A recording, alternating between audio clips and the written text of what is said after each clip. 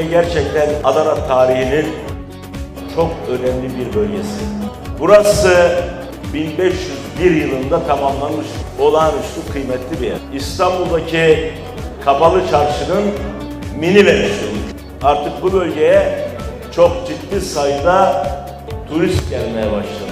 Gelen turistleri de tabii ki memnuniyetle karşılarken o turistlerin gelmesini sağlayan da bizim çalışmalarımız.